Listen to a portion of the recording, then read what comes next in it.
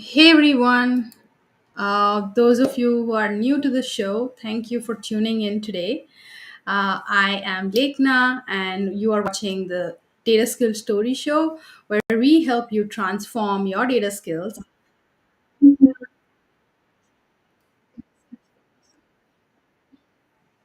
Yes, sorry, there was a slight technical Yes. difficulty. Yes, so in this Data Skill Story Show, we help you transform your data skills so that you can share your data skills to the world. So, with that, here's my co host, Raj. Raj, you want to introduce yourself? Sure. Um, hey everyone, this is Raj. Raj Shekhar Prabhakar is my full name. I'm currently working as a director for AI and data science in our Fortune 500 company. We're in the mortgage space. In the past, I've worked in automation, mostly doing robotics, uh, using AI and stuff. So, also have my master's in robotics from Carnegie Mellon University in US and Plymouth University in UK. Uh, Prior to that, I was in India doing my undergrad in electronics and communications. So that's kind of my brief background. And I've been always curious and interested in AI and uh, been doing a lot of AI projects. With that, I'll let Lena introduce herself. Yes, everyone. So I am Lekna, and you must be, if you not saw my like Instagram profile, I share a lot about data analytics specifically. I've been in data analytics space for over 5 years now. Got my master's in data analytics and started as a working as in a startup, and now currently I work as a senior data governance analyst.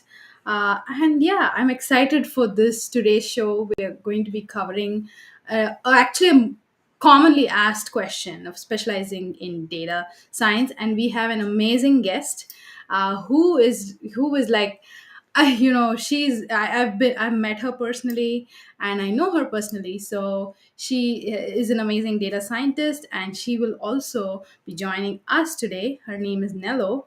um, let's bring her on. Hi Hey. guys. Hi, Nello. Hi everyone. Thanks for Welcome. having me. Thank you for coming in today. I'm really excited for the topic, specializing in data science. Do you want to quickly introduce yourself, Nello? Sure. My name is Nello. Right now I work as a data scientist at American Electric Power. I focus more on business analytics. My background is in computer science. I started my career working in analytics, so I've worked heavily in like analytics roles, doing like sales analytics, analytics, and yeah, that's really high level overview for my background. Yeah. hmm That's That's awesome. awesome. Yeah. Yeah. Uh, Do you want to talk about your background prior to what you're currently doing? How did you get into data science? Yeah. Sure. So my background is actually in computer science. A lot of people think that I transitioned, but I have my undergrad is in computer science, and so I've always kind of like worked in computer science and like tech and data um, because of my undergrad. My first role was actually in as an analyst. My first role that I got after my undergrad was as a data analyst. So I worked as an analyst. I worked across multiple companies, multiple industries, which is why I want to talk about specializing. However, I have always had an interest in data science. So even before I got a role as a data analyst, I initially, my original role of interest was data science. So I took courses, I learned machine learning, I learned like, you know, the techniques, the algorithms, and everything. However, it was difficult for me to break in to a data science role because I didn't have any prior experience. So I started off, I eventually got into analytics, which helps me to kind of build my experience and network in the companies that I worked in. So that's Did you really kind of, say you did your bachelor's in computer science, and then yes, you were able to take courses in machine learning and AI? yes, that's correct. That's interesting. Yeah, not many So universities offer courses at undergrad level. And how long ago was this? And which um, university? This was so my first role was maybe in 2017, 2016. Hmm. First role here in the US. So I don't know how long ago, maybe 5, 6 years ago, Got it. starting off in analytics. And my role primarily was dashboarding, writing SQL queries, things Hmm. that were simple as that. But my original intention was to do data science. However, I didn't have enough expertise. I never made it through any of the interviews just because I didn't, have enough projects that I had worked on. Hmm. And so as I kind of like, and that's why I heavily believe that specialization is important, because as I went through industries, it made me understand how they could potentially leverage data science, like the techniques that I knew, like how would it be applied. Hmm. And then I started to think about like approaching data science in terms of like the industry, what is necessary, and things like that. And so when I eventually made my pivot into data science, one thing that really helped me was being able to showcase how I understand how they leverage data science in these industries, how what kind of techniques, like how would you write these modules, the algorithms. I was able to kind of talk about those things in real life sense, and Hmm. that's kind of like what helped me to make that progression. Got it. Right. Yeah. Yeah. Another quick question before we move on to the next topic. You've been quite active on social media, and that's, I believe, how you and Lekna met, Yes. doing reels and stuff. Do you want to briefly talk about what you do in social media? What's what kind of content do you produce? Yes. So when I got my first role as a data analyst, I began to work with like PMs, and I found out about cloud, and I heard about like DevOps engineers, and there was so much that I didn't even know existed when I Hmm. got my first role, and I just realized that a lot of people didn't really even know that, all the career opportunities that were out there. And so that's kind of what the original intention of me creating the page was, to kind of talk about the possibilities in terms of careers that are available in the tech space. So I Hmm. would talk about, what PMs did, what DevOps engineers did, just to share more light on all these various roles that are kind of available, not even necessarily because I wanted to focus on data. Um, Hmm. and so that's kind of how the my Instagram, what I do on Instagram, kind Hmm. of started. And as I progressed, people would ask questions about, resumes, and questions about like interviews and things like that, which encouraged me to kind of share like my thought process on things like that, and also my experiences. Because before I eventually got into my first role, I interviewed a lot. I went through like, how job searching is not an easy process. So Hmm. I began to share like what I knew in those areas, and that's kind of how it just was something that continued, right? And I just continued progressing on Instagram. Yeah. Hmm. That's awesome. Awesome.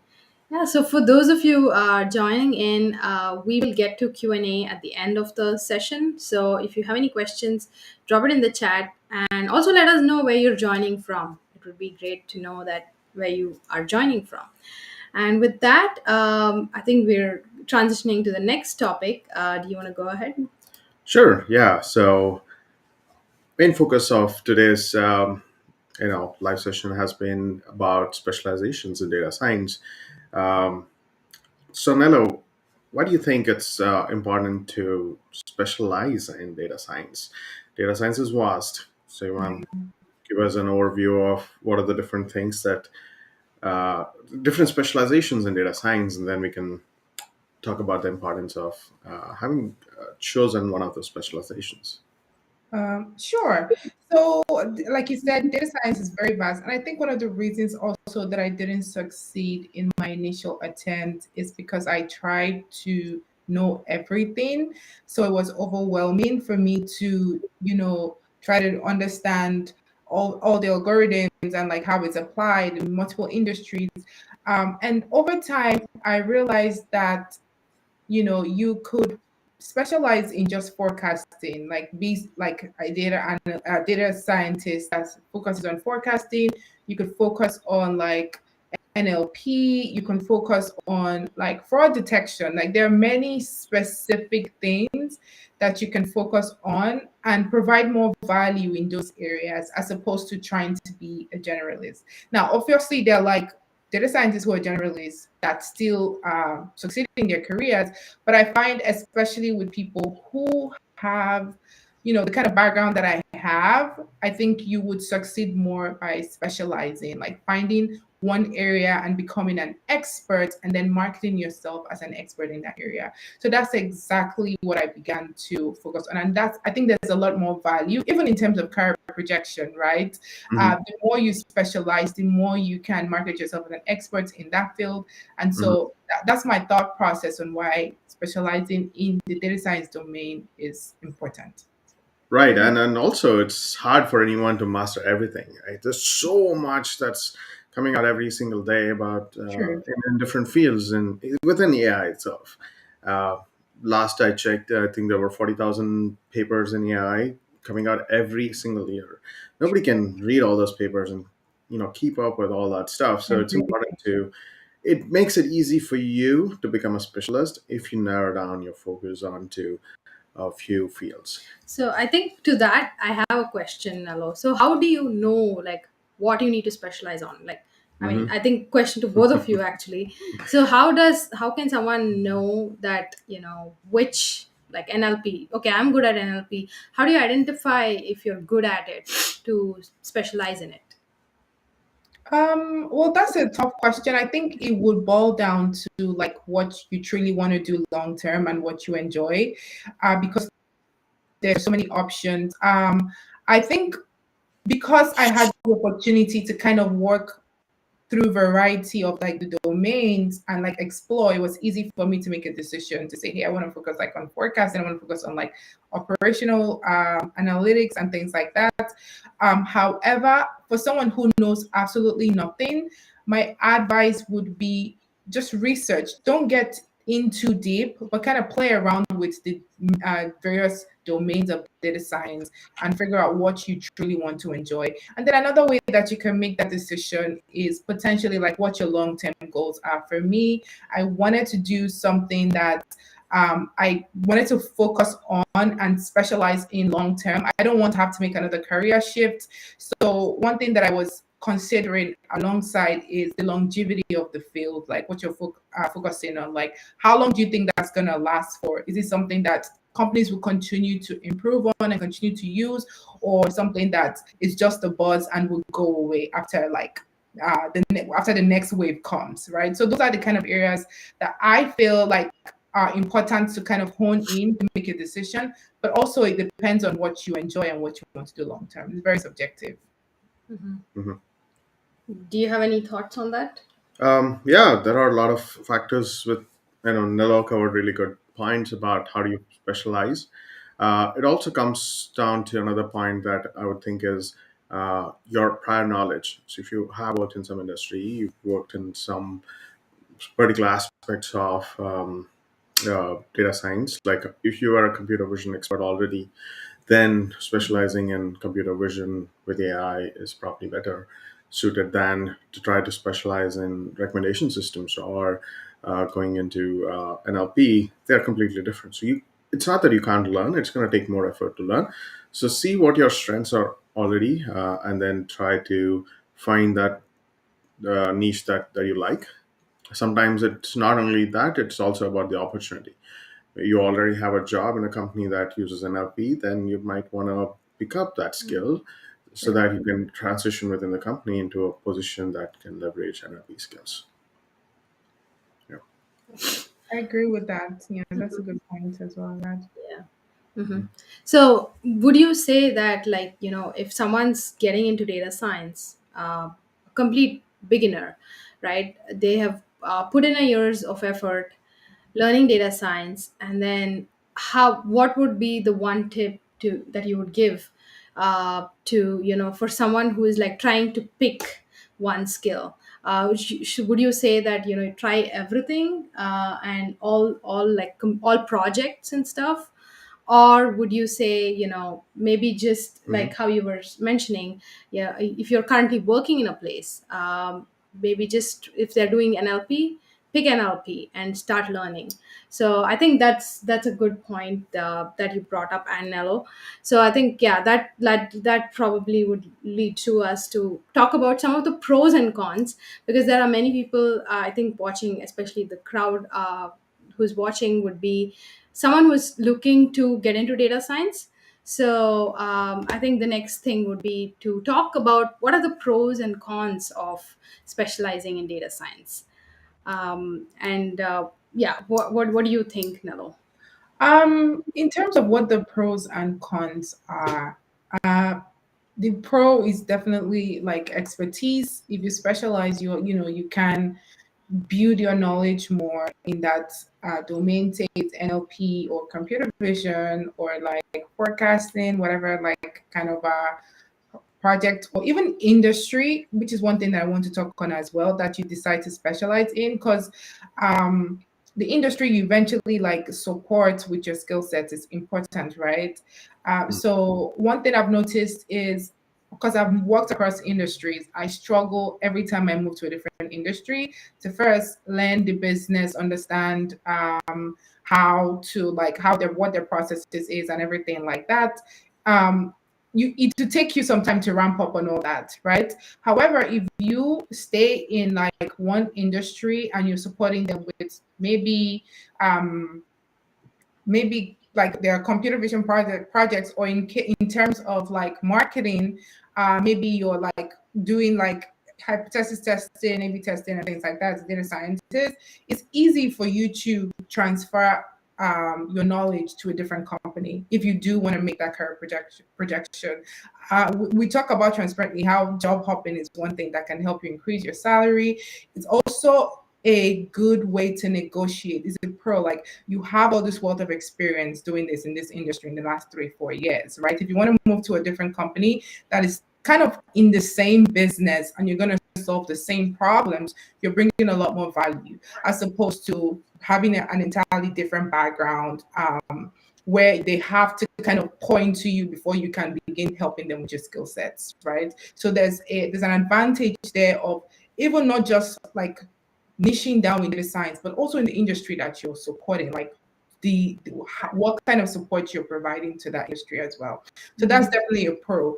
The con that I can think of off the top of my head is maybe you don't have as much opportunities as people who are open-minded, in terms of you can only maybe talk to companies that you can support with, say, computer vision, or like companies that work on NLP type projects. Those are the only companies that you probably can interview with. So you're a bit limited as opposed to like a generalist who can pretty much work on anything.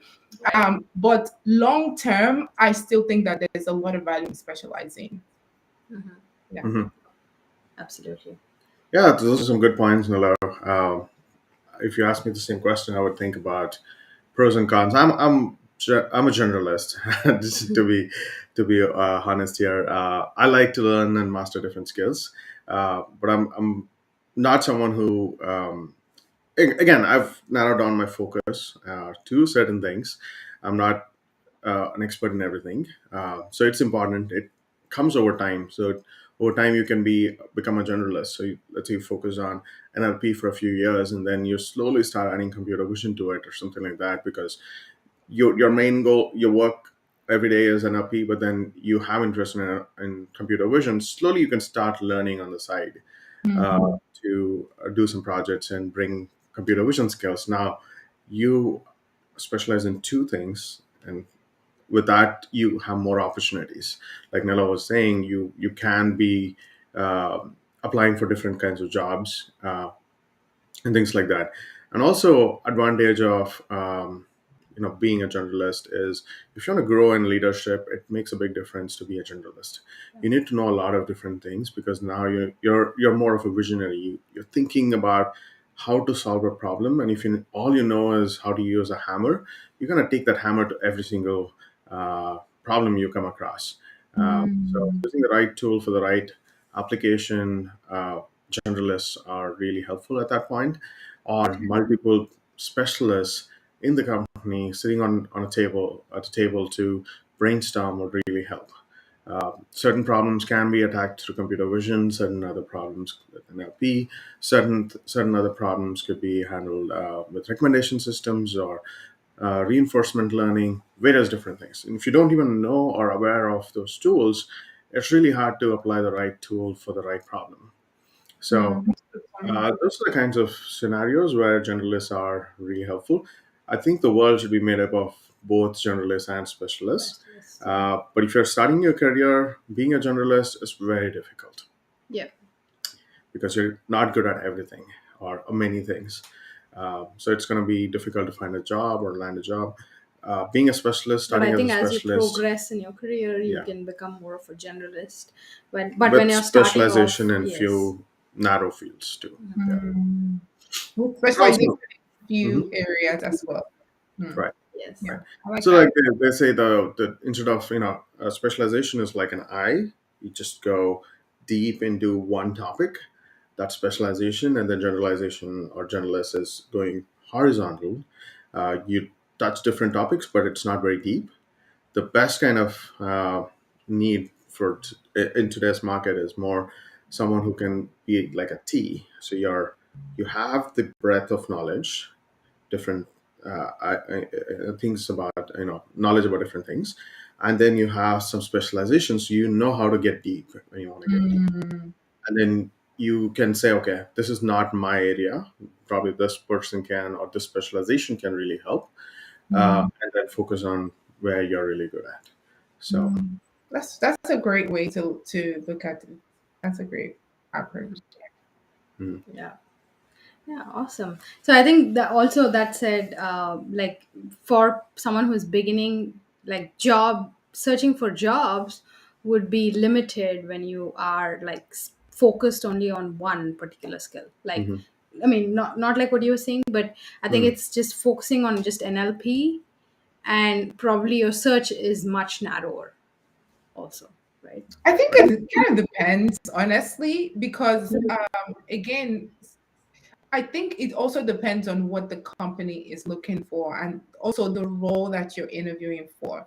Mm-hmm. There are needs that require like a specialist. They just want someone to do a specific task for them over and over. It's not really leadership.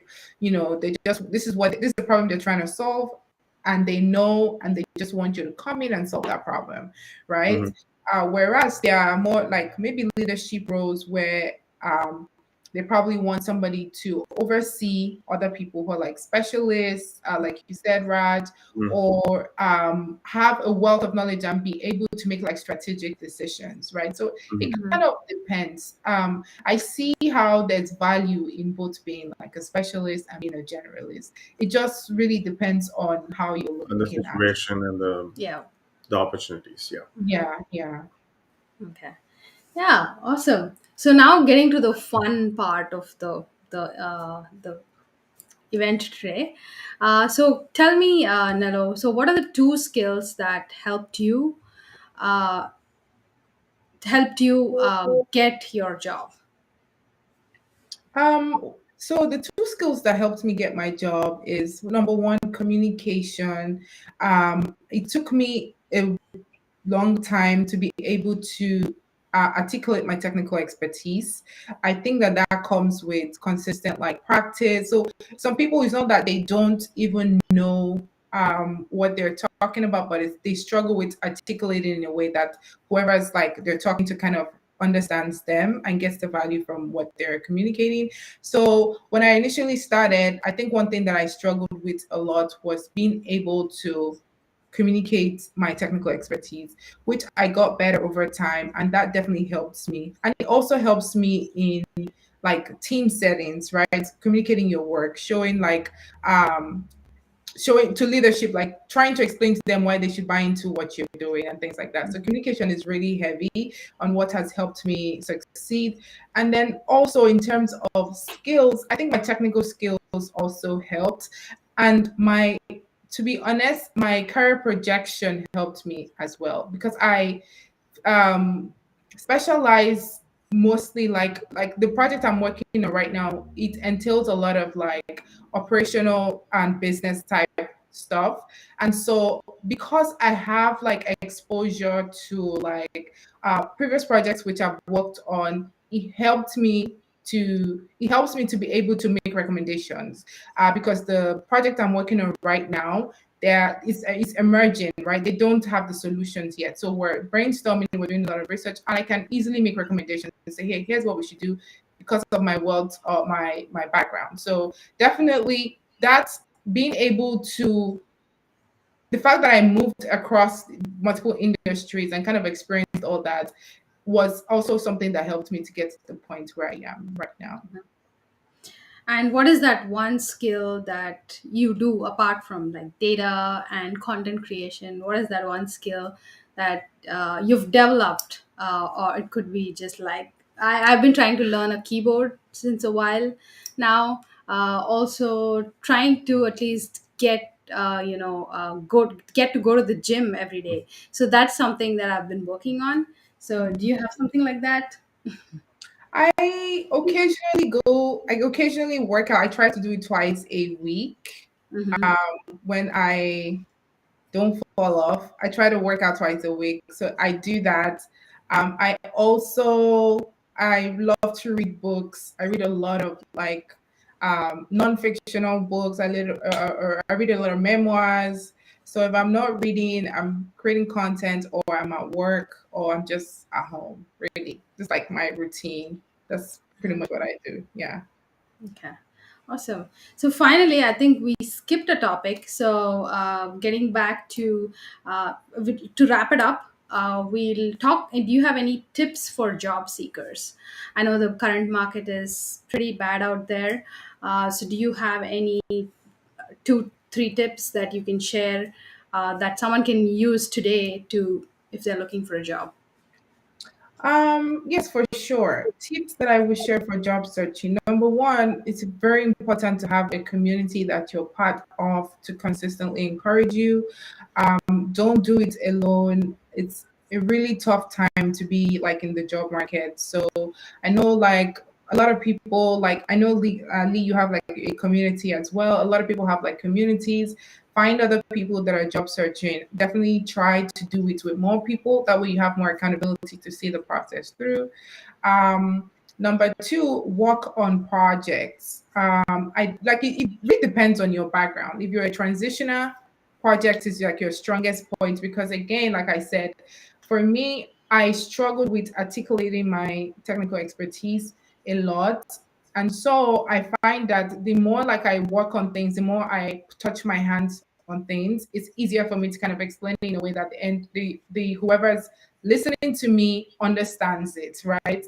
So work on as much projects as you can, work on practice as well. Like if you need to actually like talk through like your interview process before you actually go into the interview, do that because a lot of the times some, and I can say this because it's happened to me so many times, it's not that you are not knowledgeable, it's are you able to make the person interviewing you see the wealth of knowledge that you have. So practicing is also another way that you can practice your interview process and articulate yourself better during those interviews. So that would be my three tips. Number one, work on a lot of projects. You need to build your technical expertise, be it in like whatever you're specializing in, or just like whatever projects that you want to basically market during your interview that's on your resume. And number two, have a community for support. Obviously, new things are coming out, like Raj said. Sometimes what the company is trying to bring you on for might be something that you haven't worked on, but at least you can say something about it. You have the knowledge, right? So the community is there to support you. And then the third one is definitely to practice, talk through your projects.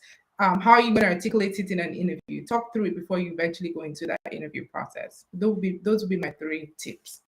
Absolutely. Awesome, Yeah. awesome, Nello. I think just like a picture can say 1,000 words, a project can talk a lot about your skills. So focus on the project, showcase your projects. Yeah. Yeah. Yeah. So I think we have questions from the audience here. Yeah, all the So people who are listening, if you have questions, please comment put it in the, yeah. comments, and then we will get to the questions. Now, um, you have an option for having your question answered live. Okay. So there's one question here from Kiran. Kiran. Yeah. So do you have any thoughts on this? Currently working as a team lead, and now I just started data science. What will be my challenges? And which is the best way to learn data science? So I know like there is this challenge I saw on Instagram where it's the 100 days coding challenge, where you have people that are actually like learning as well, and you guys like are accountable to each other, so you post about like what you've learned every day. So I think joining something like that, which goes back to having that communal support, is definitely one thing I would recommend if you're learning, if you're self-learning, because again it's more difficult when you're self-learning, right? So if you're I'm guessing that you just started learning data science and you're doing it as your on your own. Definitely get that communal support. Again, work with people who are already doing what you want to do. So if you need to get with a mentor that is already wearing the shoes you want to wear, I would recommend that. If there's a data science team in your community, network with them. In your company, network with them and find out what projects they're working on, what they do, the tools they use, how they deploy their models, things like that. I think that would help you kind of understand like the challenges that they face day to day, and to give you a wealth of knowledge as well. So this will be like my recommendations for you as you just started learning data science. Yeah. Yeah. Awesome. That's great, Nello. So we have people from India, from Nigeria who have joined. It's awesome to see that. I'm reading comments here. So I think the next question is from Prachi, and she's asking, okay, I think this is again something common that I keep getting asked as well. Mhm. Non-technical background, but interested in data science, and how should I start? I think pretty much like the same that you already covered, but do you have something specific for non-technical background? This is very tricky, especially because I have a technical background. So I always don't feel like I have the expertise to answer questions for people who don't have a technical background. But I would say, I guess the communal support is important as well. And I find one thing I find with a lot of people that I actually teach is that sometimes it really is just like where you're learning. So it's not that it's jargons that you cannot comprehend, is how are you learning, right? Are you learning with a resource that you can relate with? So if you don't have any technical background, it's entirely new to you, make sure that you're learning from somebody that can relate those technical jargons to you in a way that you can actually understand it. So again, outside of the communal support, a mentor can help as well. Somebody that can break down things in a way that is easy for you to assimilate it. That would be my advice. I think Yeah. this is a perfect question for you to answer. Yeah. You should Yeah. go ahead and answer Yeah. because you moved from a non-technical field Yes. into technical. So, So, Prachi, I think I would say give yourself a year time, because I came from a non-technical background. I had no idea about coding and stuff, so it was like completely new to me. It was overwhelming, definitely, but I would say give yourself a year time and start learning. But when you learn too, like Nello was saying, get someone, get a mentor, get their help, because mentoring for me personally too, it helped me a lot because I was coming from a non-technical background. So mentoring helped me learn these technical skills, especially coding, SQL, Power BI, and things like that. uh, Although it takes, probably a month or so for a technical person to learn technical skills, For a non-technical person, it takes longer time. So if you're learning SQL, it might take you 2-3 months to just learn SQL. So give yourself time. Don't beat yourself, saying that you're not able to like cope. You're not able to. Don't compare yourself with a technical person. I would say that because I personally did that. So I'm like, why am I not able to learn it faster? So that's something that I would say. Give yourself enough time to learn these skills well. Because understanding these technical tools are really important. So get your foundations really strong. So yeah, I think that's something that I would add to what you said, Nello. Hmm.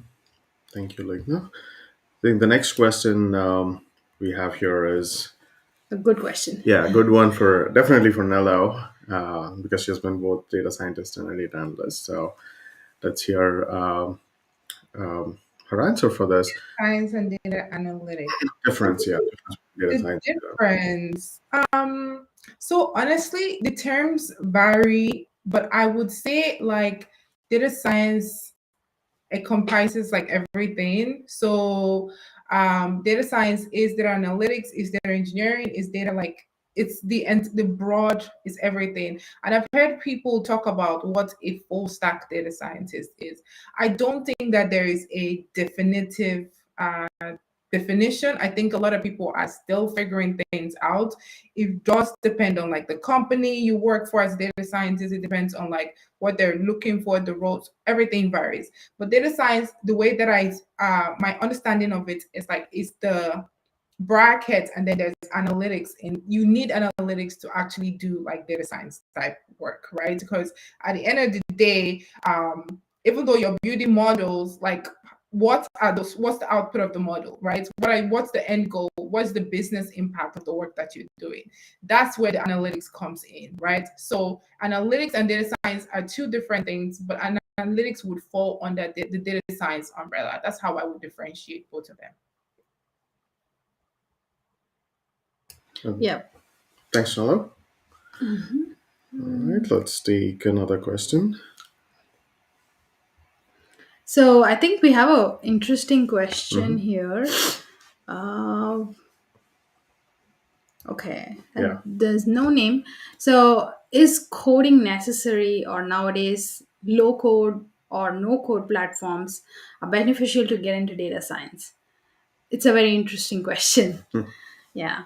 What is your opinion according to coding and low code or no code In platforms? my experience, I think that, there was the whole time where there was like the auto ML and everybody thought that it was going to come and take away everybody's job. So I still think there's like the there's no perfection to any of these things that have come out yet, right? It will take a long time before and this is my personal opinion, before we eventually get to the point where that there's no code at all. There's definitely been progression. I remember learning C++ and like the really lower level languages, and it was horrible and painful, but we can see how like programming has progressed, right, and is more accessible. So I imagine that we will get to a time when there will be really low or no code at all. However, I don't think that we're there yet, so maybe in a few years down the line. Yeah. Yeah. Right. Do you So have some thoughts on that? definitely, I want to definitely pitch in here. Um, so low code, no code. I'm all in for low code or no code programming, but that doesn't take away the concepts, right? So if you're a data scientist or data science or analysis, you need to know what analysis to apply here for this problem. No low code or no code solutions can give you that. Sure. No, none of these platforms can recommend algorithms, or framing the problem itself. They can't do that. Even to It's a paradigm shift. So if you're a software developer and you want to start using low code or no code or just APIs for using some data science stuff, uh, you might be approaching it all completely wrong, because software engineering is not how data science works, or data scientists work or build AI. So AI looks at it different. So it's a paradigm shift, like how software developers went from writing functional programming to object-oriented programming. There's a paradigm shift. Similarly, there's a paradigm shift between writing code in normally versus writing code for machine learning or AI. So you need to have those fundamental understanding of the machine learning philosophy or the concepts, and then low code or no code is doing all it's doing is it's removing the syntax and giving you a block instead of using some syntax. But you need to know what block to use. Yeah. So definitely go ahead and use them if you can use them, but don't think that it's going to make it easier.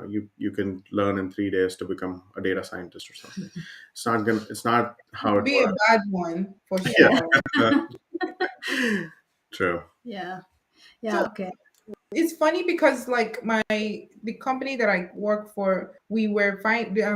One of the teams had a project and we didn't have bandwidth to take on their work, so they were talking to a lot of companies that sell out of the box data science solutions, and Mhm. these things are emerging. Like I was surprised to see how many people were pitching out of the box solutions for like a lot of the very business centered like domain specific problems. So Mhm. these things are coming. I don't know how fast we're going to get to that point where it becomes very accessible, but it's definitely coming. I know that for a fact. Mhm. I actually like the direction in which it's going. Right, like even the Chat GPT, you can ask Chat GPT. Like, I did a video. If you haven't checked out Chat GPT, there are tons of videos on YouTube Yeah. as well. You can ask it to write the code in Python if you want, and Yeah. it's going to give it to you. And Mm-hmm. 90% of the time, it's going to work if it's not too complex, right? But now the focus, at least with all these things, the hope that I have is the focus now goes from writing the code, which is just communication with a machine, to understanding the concepts and actually implementing and working with the data, understanding the data, and implementing the right solutions for that problem. Sure. That's where the focus needs to be. But because the programming was difficult, someone who could program very well in Python was, ranked higher for whatever reason. Uh, they But were able now to do implementing would be better more. in exams and things like Mhm. that. Not many people could implement, so the focus was, okay, if someone can implement something, it's good. But now you have to implement the right thing for the right problem. Yeah, Sure. understand the problem, right? The focus starts shifting to actually solving the problem rather than tools or Yeah. the means to the end. Yeah. So Mhm. do you believe also that that would also help specialists, because now if they can solve specific problems and they know that very well, then that's where the focus is, as opposed to someone who is just a generalist and knows maybe multiple tools and things like that, right? Right, so it's going to inch forward faster. Hmm. The growth and expansion is going to be faster with the aid of AI, like tools like ChatGPT. A researcher, usually they're not specialists in programming, depends on how many years they've been in research, but their focus is coming up with these algorithms, the theory, and having a hypothesis and proving it one way or the other. Most of the researchers are not very good at programming. They might not write the most efficient code. They can leverage something like ChatGPT on low code, no code kind of tools, because these are just tools to implement their thoughts, their discoveries or research topics into computer running runnable code, or a language that computer can understand and execute it.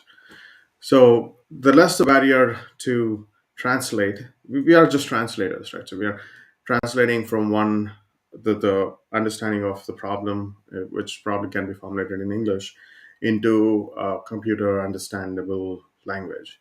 So we are Hmm. mostly translators, and then there are, you know, data scientists or someone who really thinks through the problem, understands how to solve, what tools to apply here, and do that.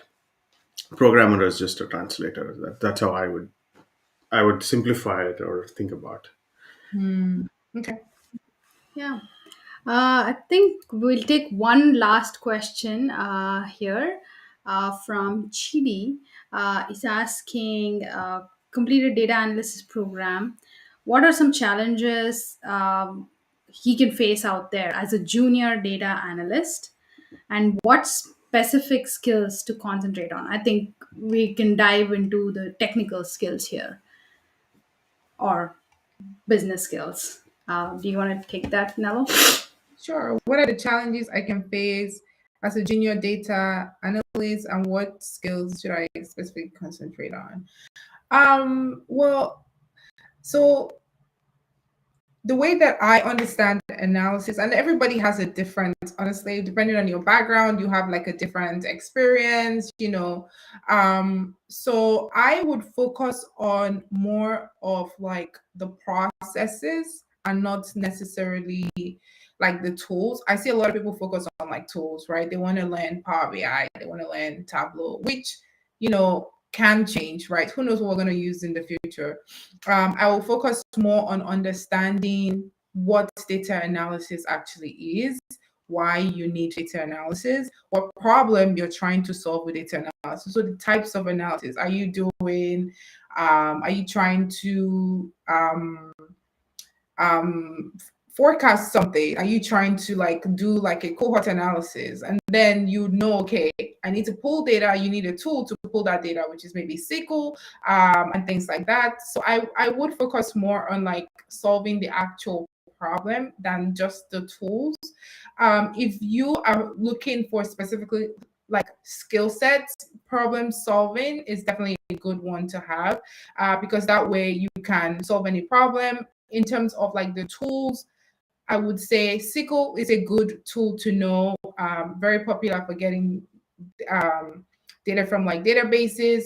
I would say like be able to visualize data and tell story with it. These are like the ideal skill sets, and you can do that with many tools. You can do it with Power BI, you can do it with Tableau, you can do it with Python, just depending on how you are kind of approaching your problem. So in terms of skills, I would say storytelling. I would say being able to actually perform actual analysis, and it's all really subjective on your role, right? It depends on what you're going to be doing, honestly. An analyst in company A has a different responsibility with an analyst in company B.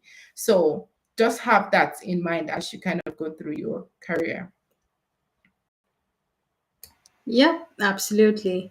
And that brings us to the end of the session. Thank you so much, Nello, for sharing your expertise on this, and Raj. And yeah, we had a great time. Yeah, Nello, before we sign off, do you want to tell how someone can reach out to you? Is Yes. it Instagram? So my the main place that you can reach out to me would be on Instagram. My handle is Nello Techie. You can also send me an email. I believe it's on my bio. I respond to emails better than I do Instagram DM. So if you want to reach out to me, you can reach out to me via email. All right, we'll put that in the comments so it's easy for you to copy and use it. All right, Yeah. All right. Yeah. Thanks everyone for watching. See you in the next episode. episode. Yeah. Thank you, Nello. Take Bye. care.